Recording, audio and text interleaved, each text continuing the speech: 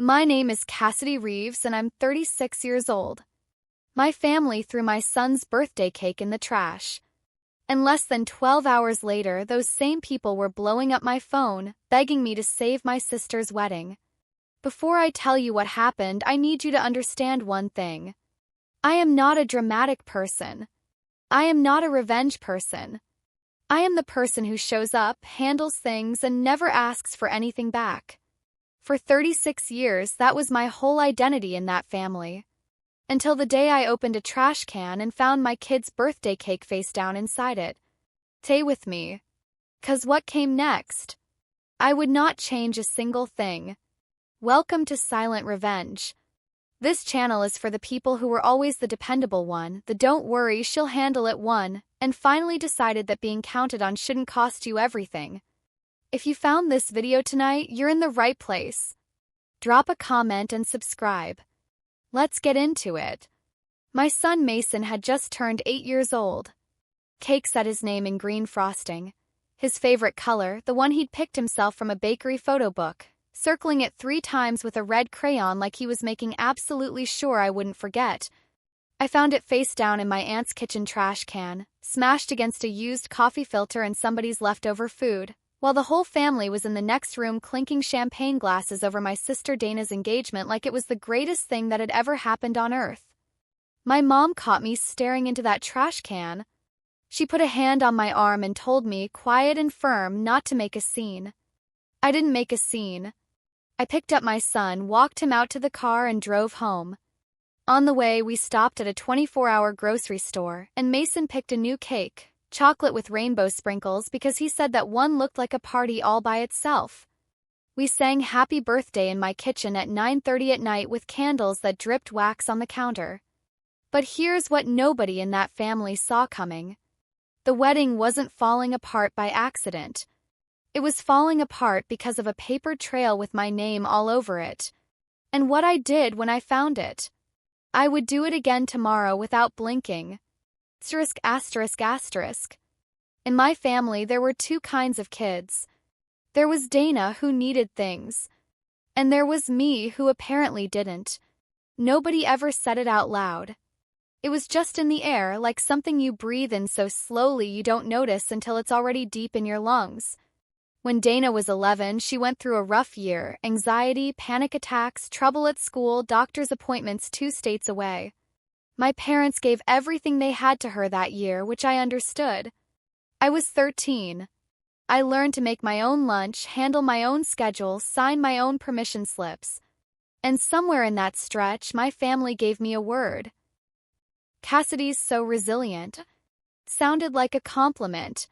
It worked like a cage. So when I started planning Mason's 8th birthday, I did what I always did. I handled it myself.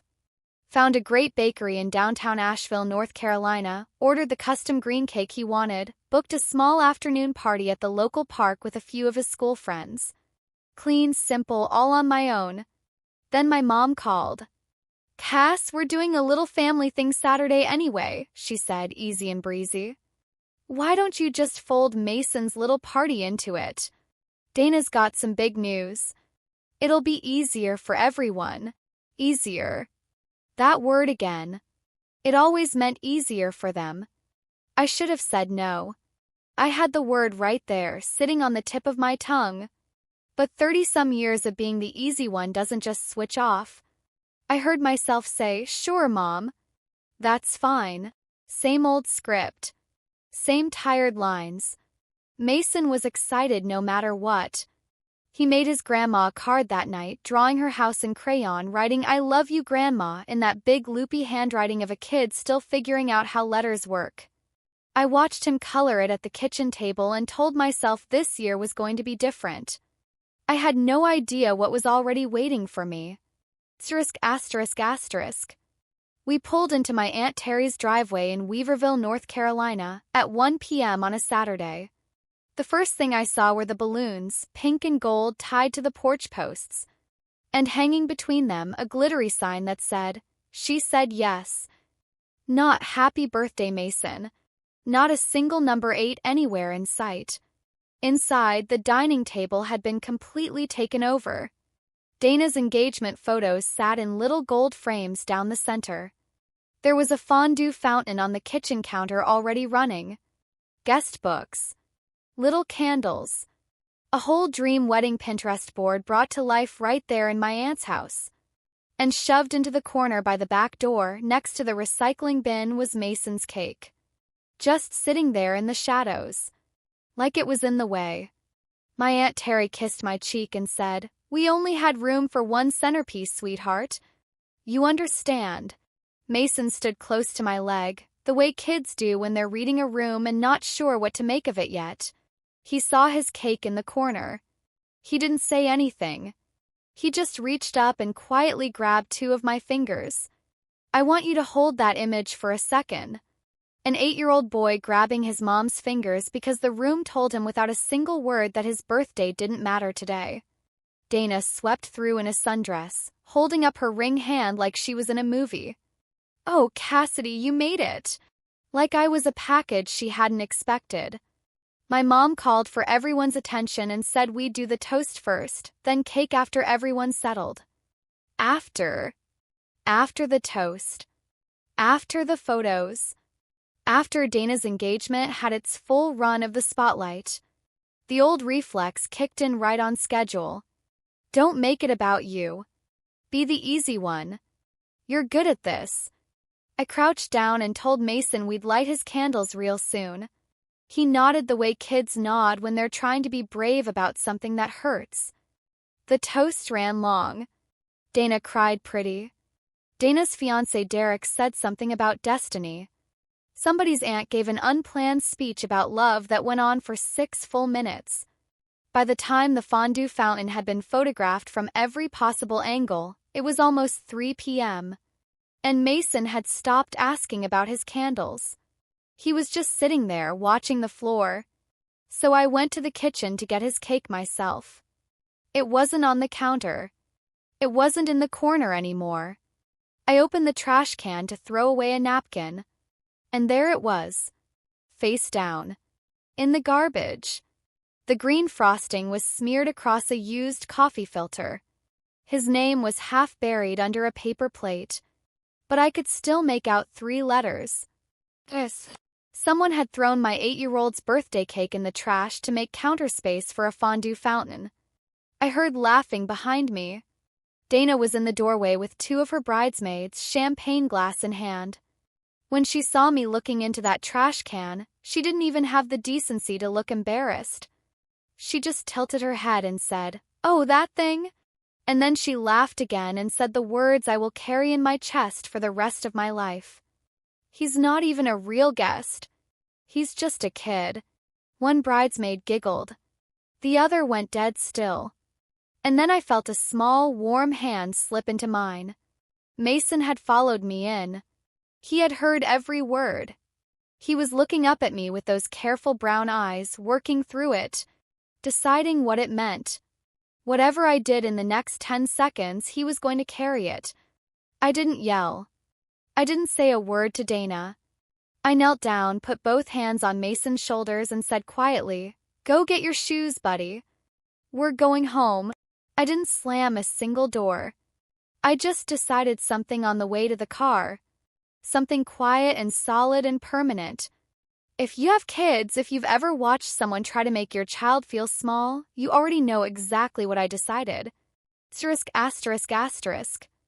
The drive from Weaverville back to Asheville takes about 22 minutes. Mason was quiet for the first 10, watching the mountains go dark outside his window. Then he said, "Mom, is it because I don't belong to them the same way?" 8 years old. I kept both hands on the wheel and kept my voice completely steady. "You belong to me," I told him. "And that's the only kind that counts." We stopped at a grocery store on the way home. He walked the bakery aisle and picked a chocolate cake with a big number 8 in white icing because, and I'm quoting him exactly, "chocolate means business." I grabbed birthday candles and a pack of those trick sparkle candles, the ones that relight every time you try to blow them out. He laughed so hard at those candles. He'd blow and they'd just keep coming back, and eventually he was laughing so hard he couldn't even blow anymore, both of us completely losing it right there at my kitchen table. I sang Happy Birthday completely off-key. He didn't care one bit. He blew them all out on his 7th try and made a wish he still won't tell me. There was no fondue fountain. There was no guest book. There was just my kid with chocolate frosting on his nose, laughing in a kitchen where nobody threw anything away. After he fell asleep, I sat on the kitchen floor with my back against the cabinets. And I made myself one rule that night. I would protect that little boy from anyone who tried to make him feel small. Anyone. Even people who shared my last name. If you've ever had to make that call to choose your child over the family you were raised in, you already know how quiet that kind of decision is. No big announcement. No speech. Just a line drawn somewhere inside you that everybody else can feel but nobody can see. Stay with me. 'Cause the very next morning my phone started ringing before 7 a.m. And the family that couldn't spare a single corner of counter space for my son's birthday cake was about to desperately need something from me. It gets a whole lot worse before it gets right. And I promise you, you are not going to see what's coming. Before I tell you what they wanted, you need to understand what I do. I'm a certified fraud examiner. I've spent the past 11 years following money that doesn't want to be found, tracing funds through business accounts, real estate deals, vendor contracts, anywhere that money moves and tries to hide. Companies bring me in when they think somebody's stealing from the inside. I find the person. I build the case. I hand it over. I'm good at this work because I'm patient and I don't get rattled. You cannot talk your way out of a bank statement, and I stopped trying to charm my way through anything a long time ago. I put myself through school, working nights at a hotel and weekends doing catering jobs. I had Mason young, raised him mostly on my own after his dad left, and I never once went back to my family asking for money. That last part matters because the rest of them did. Often. When Dana's car got taken back by the lender at 25, I co-signed on her next one. When she bounced her rent check the month before a beach vacation, I covered it. "I'll pay you back whenever," she always said. And whenever turned out to be a word we both just agreed to pretend meant something. My weakness was never that I trusted the wrong people. My weakness was that I fix things. Put a mess in front of me and I'm already cleaning it up before anyone even has to ask. Because in my family, being useful was the closest thing to being loved that I ever found. So I made myself completely necessary. And I called it strength. Now here's the part of the story that most people miss. About 2 months before Mason's birthday disaster, I got a ping from my credit app. A charge had hit an old joint account, one I'd set up years earlier when my mom had knee surgery and needed somebody to handle her bills while she got better. My name was on it. So was my mom's. And I'd later find out that Dana's name had been quietly added at some point too, without me knowing. I didn't ignore it. I called the bank that same afternoon and tried to shut the whole account down right then. But there was a catch. A huge, frustrating, bureaucratic wall of a catch. The bank rep told me it was an old account type they barely offered anymore. Closing it required every named person on the account to show up in person at a branch. All 3 of us. Together. My mom was out of town. Dana wasn't answering my texts. So that account just sat there, half frozen, with a dead card floating somewhere out in the world that I'd done everything I could think of to kill. I wrote it down. Set a reminder. Told myself I'd deal with it the second my mom got home. What I didn't know yet was that the dead card was already being used. And the person using it was spending money in my name to pay for a wedding I had never been asked to help plan and would never have agreed to pay for. *****. The first call the morning after the birthday party came at 6:47 a.m. My mom. I let it ring, made Mason scrambled eggs, packed his school bag, and called her back once he was out the door and I had coffee. She did not apologize. She did not mention a cake. She opened with, "You really embarrassed all of us by leaving like that." I let her go. I've learned over 30-some years that people tell you everything if you just don't interrupt them. Dana cried for 2 hours, Cass. You know how she gets. She was joking. You're way too sensitive. The cake was in the trash, I said. My mom sighed, that long, slow, ceiling-staring sigh she'd been pointing at me since I was a teenager. And then she reached for the lever. The one that had always worked. You've always been the strong one, she said. Dana needs us right now. You don't fall apart over little things like this. That's why we all count on you. There it was. Gift-wrapped criticism dressed up as a compliment. For half a second I felt the old pull. The warm gravity of being the good daughter. The one who forgives first and absorbs everything. Then I thought about Mason in that kitchen. About what he'd asked on the drive home. And the pull went quiet. I won't be helping with the wedding, I said. Not the planning, not the setup, none of it. Don't be so dramatic, she said. You'll come around. You always do. She wasn't wrong about the old me. But she said it like a fact. Like a law of nature. Like I was just something that happened on a schedule. And that absolute certainty that they could count on me to fold made me start wondering exactly how much else they were counting on me to just go along with. ****. The family group chat blew up like a firecracker. Aunt Terry said family forgives. A cousin posted a laughing crying emoji about how sensitive I'd gotten lately. Somebody reframed the whole thing as a funny mix-up, and by lunchtime Dana's side was already treating it like a great story.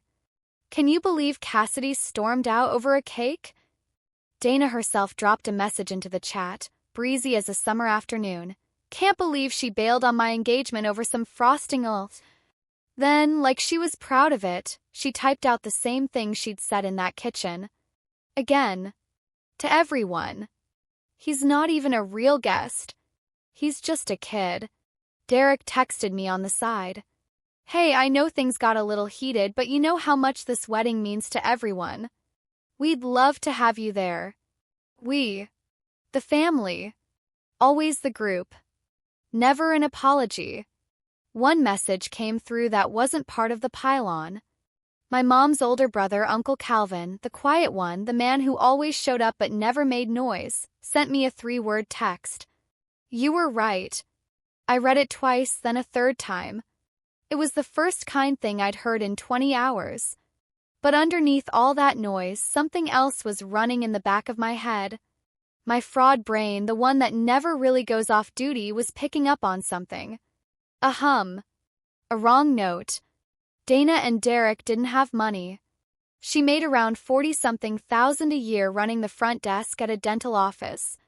He'd been between jobs, which is just a polite way of saying unemployed, for almost 6 months. But Dana had been posting about this venue for weeks. A gorgeous old converted farmhouse event space outside of town called Ridgewood Hollow. Kind of place that runs $8,000 or $9,000 just for the booking fee before you've poured a single glass of sweet tea. She'd already put down a deposit. Announced it in the group chat with a screenshot of the contract. So where had they gotten $6,000 or $7,000 in the same month they were asking my mom to chip in for the birthday cake? That itch. That uneven numbers itch. I could not let it go. I sat down at my kitchen table that night after Mason fell asleep and did what I do for clients. I pulled up every account I had, checking, savings, credit cards, and the old joint account with 3 names that I'd spent weeks trying to close. I scrolled through the recent activity on that joint account. And there it was. A charge from 8 weeks ago. $7,200. Merchant name, Ridgewood Hollow Event Venue LLC. Put on a card connected to the account with my name on it. I sat very still and read it 4 times. Then I searched my email for the venue name. 2 results. Both unread, buried under work emails and Mason's school updates, marked as promotions. First was a booking confirmation. Thank you for your deposit, Ms. Reeves. We're so excited to host your event. My name. My email address. My account listed as the payment. I had never spoken to these people. Never signed anything. Never agreed to pay for one single minute of my sister's wedding. The second email was a past due notice. A follow-up charge had been declined, and the balance was now overdue. My stomach didn't drop. That's not how it works for me. What settled over me instead was that cold, clean focus, the feeling I get right before a case fully opens up. Every number lining up. Every line of the spreadsheet pointing to the same answer that nobody wants to say out loud. This was not a sister borrowing $20 she'd forgotten to pay back. This was fraud. My name, my account, my identity, used without my knowledge or my consent. I spent 2 nights building the full picture. Working after Mason's bedtime the same way I work every hard case. I printed everything and put it in a manila folder. 'Cause that's what you do with evidence. You make it real. You put it on a table. And you watch someone realize there is no talking their way out of a piece of paper. 3 documents in that folder. The first was the venue contract, printed in full. Responsible party, Cassidy Reeves. A signature I had never written. Kind of fake signature someone makes when they have your full name and just enough of your personal info to copy the look of it. The second was the account statement. The $7,200 charge, circled in blue pen. Dated to the exact week my credit app had pinged and I'd called the bank in a panic trying to shut everything down. The third document was the one that made my entire body go still. Credit approval application filled out online. My name. My date of birth. My social security number. And the mailing address? Not my apartment in Asheville. My mom's house in Weaverville. Where Dana lived. They hadn't just used an old card. They had been building a paper version of me, form by form, piece by piece, treating my entire identity like a shared family resource that was just sitting out on the counter for anyone to help themselves to. I sat at that kitchen table for a long time. I didn't cry. I didn't call anyone. I made a file. And at the top of my notes I wrote the truest sentence in this whole story. This was not a favor I forgot to give. This was my name on a contract I never signed. Now here's where most people think they know what I did next. They assume I called my family and exploded. I did not. Getting loud is for people who don't have a better move. I always have a better move. I did what I'd tell any client to do. Protect yourself first. The morning after I finished that folder, I called the bank. Not to try closing the account this time. To report fraud. There is a difference between those two things. And the difference is everything. Trying to close an account gets you a long wait and a runaround. Reporting fraud gets you a case number, a hold, and your money back. I told the fraud team, calmly and in the right order. A charge of $7,200 had been made on a card I never approved, on an account I'd been trying to close for 8 weeks. There was also a credit application filed under my identity to an address where I didn't live. I gave them the dates, the merchant name, and the record of my earlier call. The agent's tone shifted the moment I mentioned the credit application. Fraud teams here disputed charges every single day. Identity theft, that wakes them up fast. She opened a formal case. Said the deposit payment would be reversed once the investigation confirmed what I'd reported. Reversed. Meaning the money the venue thought it had received would be pulled back out. Meaning Ridgewood Hollow's deposit payment would fail. I understood exactly what that meant for a wedding that was 6 weeks away. I sat with that for a quiet minute, and then I decided I was completely at peace with it. 'Cause I had not created the failure. I had simply stopped agreeing to pay for it. I need to be honest with you here because this is the part I'm not proud of. The night I filed that fraud claim after I hung up with the bank, I sat at my kitchen table and I almost took the whole thing back. Not because they deserved better from me, but because 30-plus years of being the strong one doesn't go quiet in a week. There is a voice that lives in people like us, the fixers, the dependable ones, the ones who hold everything together, and that voice says, just pay it. Smooth it over. Make the problem disappear before anyone gets angry at you. I had the money. $7,200 would hurt, but I could have swallowed it. I'd swallowed worse. For about a minute, I seriously thought about making the whole mess vanish just so nobody would have a reason to be mad at me. If you've ever felt that urge to pay for someone else's bad choices just to avoid the blame, then this part right here is for you. I didn't pay it. I put the phone face down. I walked to Mason's doorway and stood there watching him sleep. This kid who'd asked me if he belonged to them the same way. This kid whose birthday cake had been in the garbage. And the old reflex finally lost. Some things cost more than money. I had been paying that other price my whole life. 4 days later, Ridgewood Hollow sent a letter. Addressed to me. Heavy paper stock, the kind businesses use when they want you to feel the weight of what you're reading. The deposit payment had been reversed by the cardholder's bank. That was me. As a result, the reservation for the Reeves-Calloway wedding was no longer secured.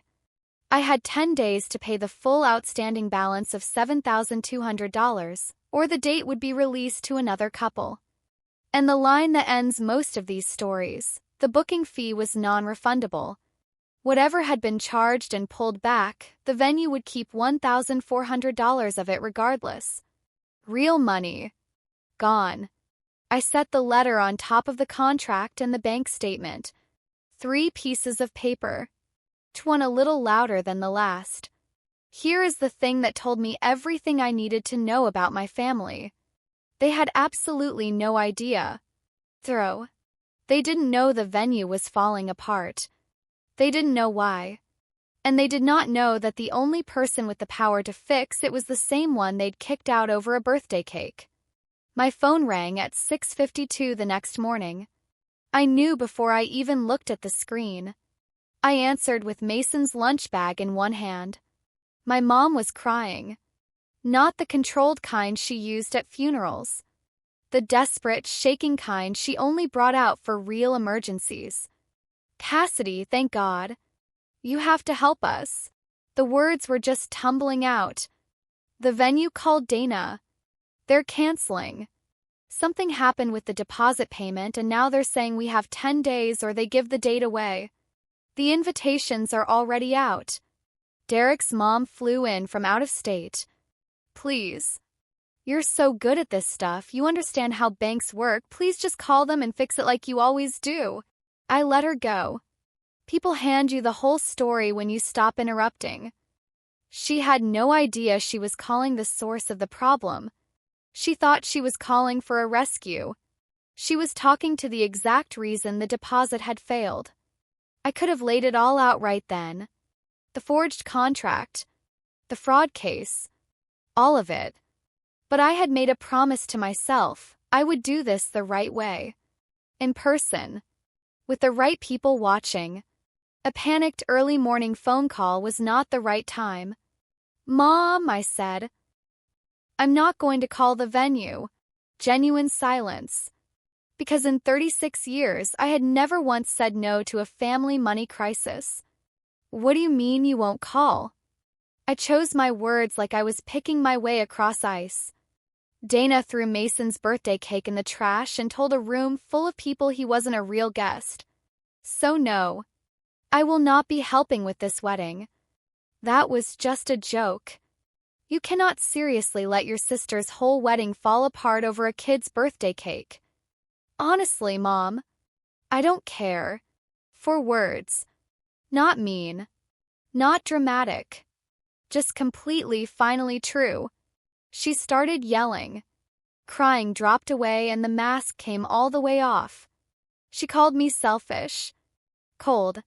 Said a few things I won't repeat here. I took the phone away from my ear and hung up. Dana showed up at my apartment just before noon. She had never made the drive from Weaverville to Asheville to see me once in 11 years. Not once.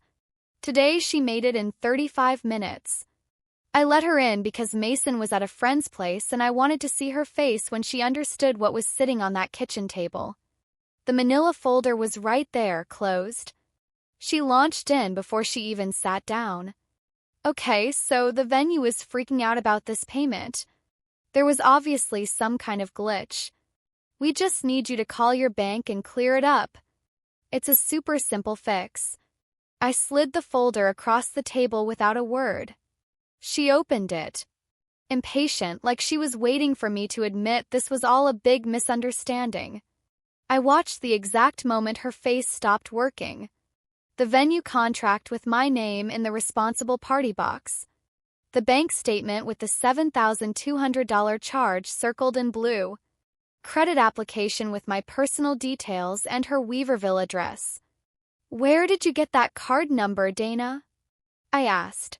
Calm. Level. Like I was in a client interview. She tried 3 different expressions before landing on something irritated. It's a family account. Mom's name is on it too. I was always going to pay it back. Mom said it was fine. The whole worldview in 4 sentences. My name, my credit, my identity, just family money. A shared resource she felt completely free to use whenever she needed it. It's a fake signature on a contract and an account I reported as fraud 8 weeks ago, I said. And whose idea was the credit application? She looked away. When she answered, her voice had gone small in a way I hadn't heard since we were little kids. Derek said you'd probably never even notice. He said I would never even notice. My mom arrived about 40 minutes later. No knock. Just walked straight through my front door like weather. Saw the folder spread open on the table, saw Dana's face, and read the entire situation completely backward.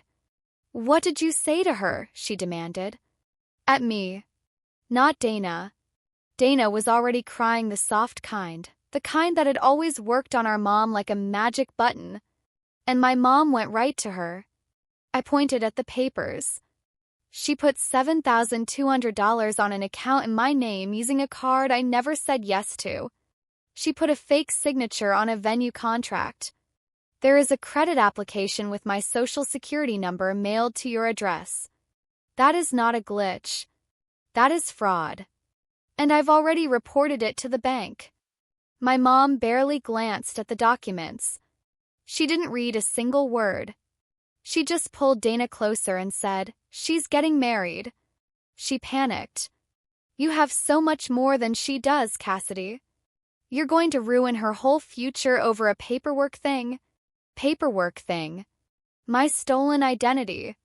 Paperwork thing. You've always been the strong one, she said. You can handle a hit like this. She can't. Why are you being so hard? And right then I finally understood, fully, completely, with no more room for confusion, what the strong one had always meant in my mom's mouth. It meant the one we are allowed to use up. My mom stepped out to take a call, and for a few minutes Dana and I were alone with the papers between us. The act dropped off her face. And for the first time in a long time, I saw something underneath it that looked like a real person. Scared. Tired. Small. You don't get what's on the line for me, she said. Quiet. Not performing for anyone. Derek's whole family has money. His mom already told everyone at her club about this wedding. If it falls apart, he's going to look at me like I can't handle anything. And then it's just one more thing I couldn't pull off. She wiped her eye. And I'll be honest with you, something in me softened just a little. Because for a second I could see past the version of her I'd been dealing with all day and just see a 31-year-old who had never really learned how to handle hard things on her own. Because every hard thing in her life had been quietly handled by me. We were both shaped by the same house. She was built to be rescued. I was built to do the rescuing. I almost reached across the table. I want you to know I almost did. But then she reached first, not toward me, toward the folder.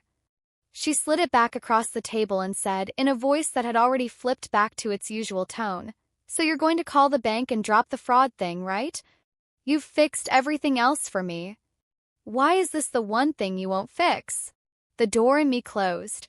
She was not sorry. She was just out of options. Asterisk, asterisk, asterisk. That afternoon I picked Mason up from his friend's house. He fell asleep on the drive home, cheeks squished against the car window, completely worn out. I carried him inside and laid him on the couch and stood there in the quiet looking at him. On the refrigerator was a drawing he'd made for a school project, a rainbow over a house with two stick figures holding hands out front. He'd labeled it home, and in my head, as clear as anything, I heard Dana's voice again. He's not even a real guest. He's just a kid. The first time she'd said it, standing in that kitchen, it had cut me deep. But standing here over my sleeping son just made everything sharp and clear, like putting on the right glasses for the first time. They had looked at this boy, this funny, brave, chocolate cake means business kid, and decided he didn't count. And they had looked at me and decided I was worth exactly as much as I was useful to them. Those were the same decision. They had been making it about both of us for years. I was done going back and forth. The fraud report was staying open. I would not pay the deposit. I would not call the venue. I would let the truth do what truth does, in front of people who needed to see it, at the right time. Not for revenge. For him. The invitation came as a text from my mom. Family meeting. Sunday, 2 p.m. Aunt Terry's house. Everyone will be there. The venue coordinator is also coming so we can sort out the payment confusion in person. Be there, Cassidy. We're going to handle this like grown-ups. I read it twice. I almost laughed out loud. She thought she was setting a trap. Get me in a room full of relatives, put a business professional across from me, let the combined weight of family pressure and social awkwardness do what they always did. Surely the strong one would fold and write the check rather than cause a scene in front of an outsider. It was a solid plan for the version of me that had existed 2 weeks ago. But she had made one beautiful, completely irreversible mistake. She had invited witnesses. She had put in one room every person who had laughed about the birthday cake, plus a representative from a venue whose entire livelihood depended on contracts being real, because she was so certain of the story. Cassidy overreacts. Cassidy comes around. Cassidy always pays. It never once crossed her mind that the story might be wrong. I texted back, I'll be there. Then I made 3 full copies of everything in the folder. Neat. Organized. Stapled. Sunday morning I dropped Mason with Uncle Calvin, who opened the door before I even knocked. He looked at me for a second, then said just 4 words, "Go handle your business." And I believed him. I drove to Weaverville with the folder on the passenger seat. I parked on the street instead of the driveway. When I walked through the back gate, I stopped for a moment on the patio. This exact spot. This was where the trash can had been 2 weeks before, where Mason's cake had been face down in the garbage while everyone else toasted inside. I stood on that same square of concrete with the folder under my arm and I felt nothing but complete, clean calm. They thought they were setting a trap. They had no idea they had actually assembled their own witnesses. I walked into the living room and the whole room turned toward me. My mom at the center, composed and in full host mode. Dana beside her, soft and trembling. Derek stiff in a button-down shirt, looking at the floor. Aunts and cousins arranged like a jury that had already made up its mind. And in the nice armchair near the window, with a leather notebook on her knee, a woman I didn't recognize. Ms. Vivian Park. The venue coordinator. 50s sharp, the kind of woman who had heard every possible version of "there's been a misunderstanding" at least 100 times. My mom pointed at her like she was presenting the winning argument. Miss Park has driven all the way out here to help us clear up the confusion about the payment. So let's all be reasonable adults. Then my mom made her case to the room. And I'll give her this, it was good. Cassidy's been under a lot of stress lately. Cassidy took a little joke too hard. Cassidy, in her feelings, went and did something rash with the bank account. And now Cassidy is going to make it right because that is who Cassidy is. The solid one. The dependable one. The one who takes care of this family. Heads nodded around the room. Aunt Terry made sounds of agreement. Dana kept her eyes wet, hands folded in her lap. Derek kept his gaze on the carpet.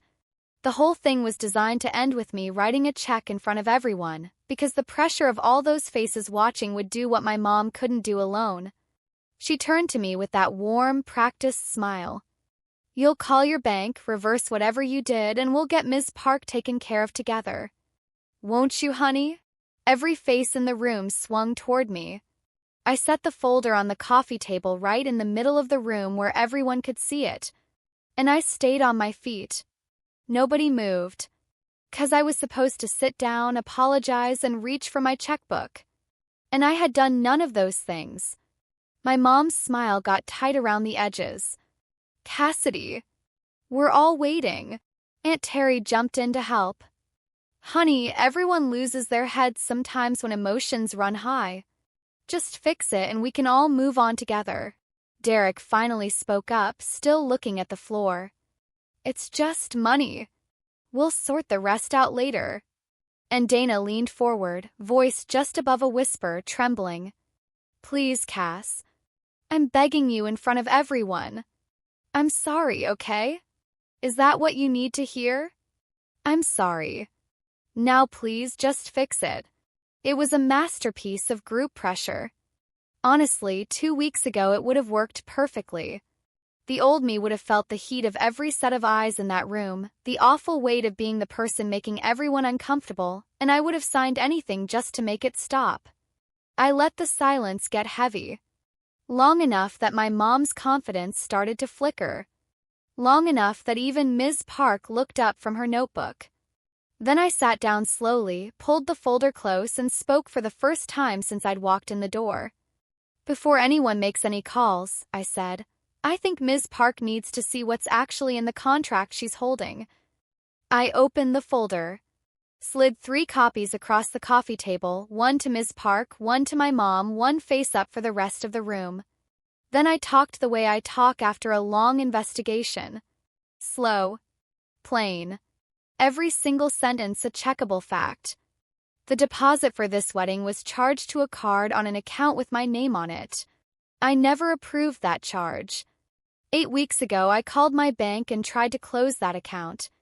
I have the written record of that call. Contract Ms. Park is holding lists me as the responsible party. I never signed it. I never called the venue. I have never agreed to host or pay for any part of this wedding. I turned to the next page. This third document is a credit application filed online under my name, using my social security number sent to my mom's address, this house where I do not live but where Dana does. When you ask me to call the bank and undo what I did, you are asking me to drop an active fraud report. I am not going to do that. The report stays because every word in it is true. The room had gone absolutely silent. Ms. Park was reading fast, her expression getting harder with every line. My mom's hands were shaking slightly. Dana had stopped performing. My mom found her voice tight, rising. "Cassidy, how can you do this to your own sister? I care about whose name is on the crime, Mom." Same tone. Level as a table. "Not the wedding." Ms. Park closed her notebook, looked around the room at all of them, and said the words that ended it. "If this deposit was made using a fraudulently used account, Ridgewood Hollow cannot accept those funds. We will not be involved in this matter any further." And then the room came apart. Dana shot up out of her seat, crying and yelling that I'd ruined her entire life, that I was jealous, I'd always been jealous, I could not stand to see her happy. My mom dropped the composed host act completely and joined in, shrill and desperate, saying I was dragging the family name through the dirt in front of a stranger, that I was heartless, that I was choosing money over my own blood. I did not raise my voice once. Not one time. While they fell to pieces, I sat with my hands folded on the folder and answered every accusation in the same flat, even tone. "Because you cannot out-yell a bank statement. I learned that a long time ago. The louder they got, the smaller they looked. The power in that room had quietly moved, and everyone could feel it. Even the cousins who'd been nodding along 30 minutes earlier were now looking very interested in the floor. Then Derek did what people do when the ground opens up under them. He pointed straight at Dana and said, "This was all her idea. She told me the account was fine. I didn't even know whose card it was." Dana turned on him. And just like that, the engaged couple was screaming at each other right there in the middle of my Aunt Terry's living room.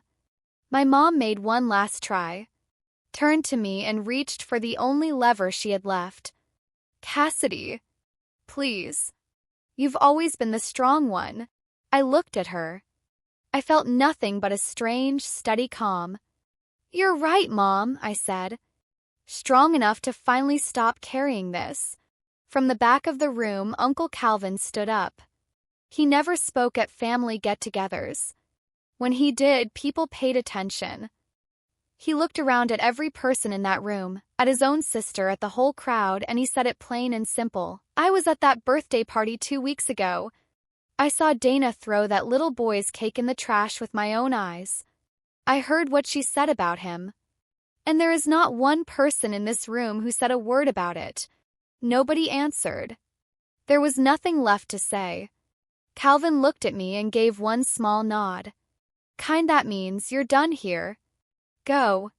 So I stood up, gathered my copies, and I said the only thing left, loud enough for every person there to take home with them. "The fraud report stays open. I will not pay the deposit. I will not call the venue. I will not fix this. Not this time. Not ever again." Dana started moving toward me, still pleading. I held up one hand and she stopped. "You decided my son wasn't worth a birthday cake," I said. "I've decided I'm not worth being robbed." Turns out that was the same lesson. Then I walked through the kitchen, out the back gate, down the street to my car. I didn't slam anything. I didn't look back at the window where I knew they were watching. I just drove the 22 minutes home. Here's how it all landed, in numbers, since that's the only language my family ever really respected. The fraud investigation went through. The $7,200 was reversed and credited back to me. The bank closed the joint account for cause, which finally, for good, killed the dead card I'd spent 8 weeks trying to bury. My name came back completely clean. Credit application under my identity was flagged and frozen before it ever opened a single credit line. Ridgewood Hollow gave the date to another couple and kept a $1,400 booking fee that nobody ever got back. Real money. Gone. And since the charge had briefly run through my account, that loss landed squarely on Dana and Derek. They scrambled to put together a courthouse ceremony. Last I heard, it had been pushed back twice. The engagement didn't survive Derek pointing across that living room and announcing it was all Dana's idea. Whether that counts as a tragedy depends on who you ask. My mom left me 19 voicemails over the following 6 weeks. Furious. Then heartbroken. Then suddenly warm and perfectly reasonable. Then furious all over again. I didn't answer a single one. Uncle Calvin started coming by on Sunday afternoons. He'd bring good coffee and sometimes tamales from a little spot he knew in West Asheville. He and Mason got deep into a Domino's rivalry that Mason takes extremely seriously. And that small, quiet corner of that family became the only piece of it I decided to keep. On Mason's actual birthday, a few weeks later, just the 3 of us, no agenda, no drama, I got another grocery store chocolate cake. Mason blew out his candles on his first try. He made a wish he still absolutely will not tell me. I took a photo of him mid-laugh, frosting on his chin, the smoke still rising from the candles. I printed that photo. Put it on the refrigerator right at his eye level. He stops and looks at it sometimes. My son. Kid somebody tossed in the garbage along with his birthday cake. In that picture, he looks like a kid who knows, all the way down to his bones, that he is worth every single thing. People always want to know if I feel guilty. And the honest answer, the one that took me a while to be able to say straight, is no. I didn't blow up my family. They blew themselves up over a deposit and pointed at me to take the blame for it, same as they'd been doing my whole life.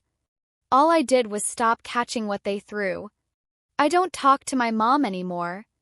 I've made my peace with that. Because the version of her I'd have to keep a relationship with is the one who looks at me and sees a tool, not a daughter. Dana and I are done. Quieter than I expected, honestly. More relief than grief. Mason is going to grow up in a smaller family than I did. But he's going to grow up in a family where nobody ever gets to decide he isn't worth a birthday cake. Where nobody puts his name in the trash and calls it a joke. And where the word strong is something he gets to keep for himself, not a job title he gets handed before he's old enough to know what he's agreeing to. For 36 years, being the strong one meant being the one who quietly absorbed everyone else's bad choices, paid the bills they created, cleaned up the messes they left, held the whole leaking boat together while everyone else stood on the deck enjoying the ride. The day I stopped doing that was the day I found out what all that strength had actually been for.